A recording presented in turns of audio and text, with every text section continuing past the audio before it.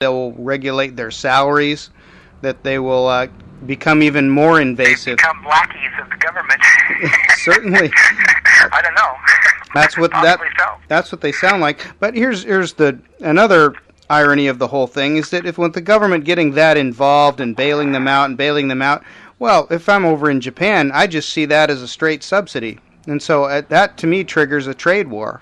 I think that's where a nationalized car industry, that's where that would start going. Well, yes, but there's so many subsidized car companies all over the world, that it might be a hard case for any one country to be complaining about another. Car companies are big steel, big products, big ticket items. They come with national pride, and very few car companies are not subsidized by their government. Yeah, I know that Japan subsidizes all the research. I don't know how much they just feed cash into or give cheap loans straight to the car companies. Japan is very mercantilist. They think that it's more noble to export than to import. They've been doing that ever since World War II that I know of, and to their detriment. And car exports are part of that whole political philosophy they have. Yeah, well, here I'll just ask an open-ended question, the last one, Dan, and I think it's you watch this mayhem from on a day-to-day basis.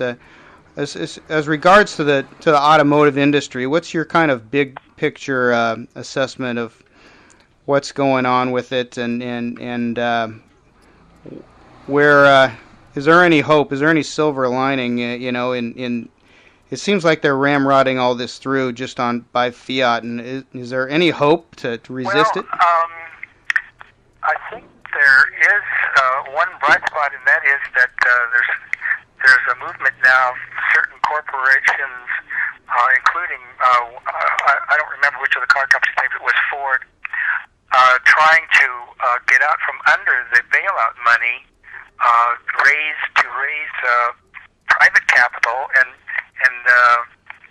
terminate this bailout, these preferred stock bailout issues that the federal government now owns, so that they don't have to dance to the tune of the federal government.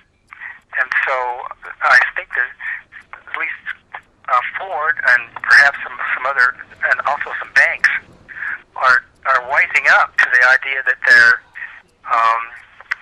kind of like sleeping with the devil when they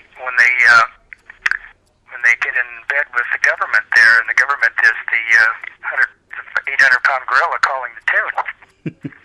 Well, there is some. At least Ford's been able to hold off from being at least controlled by having taken the money, so they don't take it, and that's a good point, and maybe that's the way they got to try to give it back. I've heard of them some companies trying to give back the TARP money and the bailout money. So maybe that's their silver lining, and maybe it just becomes so absurd, when you watch the business model flail around.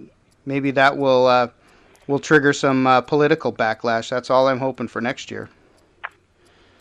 Well, according to the Obama administration and Democrats in Congress, they're going to take General Motors and perhaps Chrysler, and they're going to create a new product mix, which is economy car, alternative fuels, and plug-in hybrids, and they're going to have such eco-friendly products, and people are going to buy them up because of other domestic policies that they're pursuing, very expensive energy policies.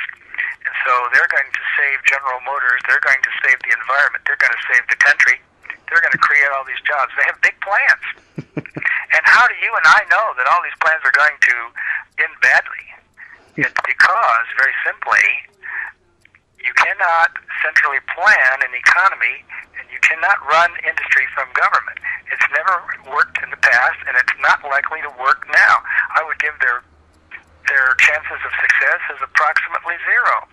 People do not, if they just think, if you put new people in public office and they have these big plans and they're so capable that they can rewrite the rules of economics, that's just a little bit too optimistic.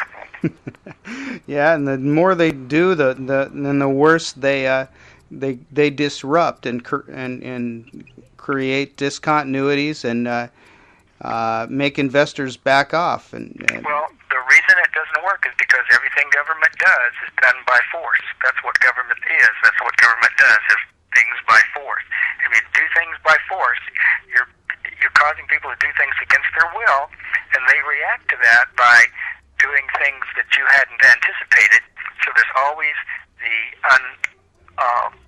unforeseen consequences of any kind of laws, rules, or regulations you impose by force. And so it just goes on and on. It gets very complicated for the government to try to run an economy that way, and it doesn't work. It's never worked before. It's not going to work. And the Soviet Union proved that it can't be done. And so here we go again. We don't seem to learn from history. Well, all we can do is try to get the good word out and keep the principles alive, and maybe we can push back a little bit. Well, thanks again, Dan. I think we've torn this policy up, and we'll tear the next one up. They're coming up with a new one every other day, so let's all just keep vigilant. Yes, it's like the New Deal. It's the harebrained idea of the week. Back in the 30s, that's what people were saying. Seems like the Obama administration is right on schedule. Oh man, they're just reading straight out of the FDR manual. Yep. Okay, well, thanks a lot, Dan. And I'll see you next week at out at Denny's in Glendora at in let's see, Tuesday about 7:30. Is that when you start up? 7:30 or 8? That's correct. That's what we do. We try to start up about 7:30. Okay. Well, I'll be out there. That will be on the 26th, I guess that is, huh? Maybe the 26th. Yep. A week. 7:30. Week from tonight. Okay, Joey. Thanks for having me on, and have a good evening. All right. Thanks. See you next week, Dan. Bye now. Okay, bye.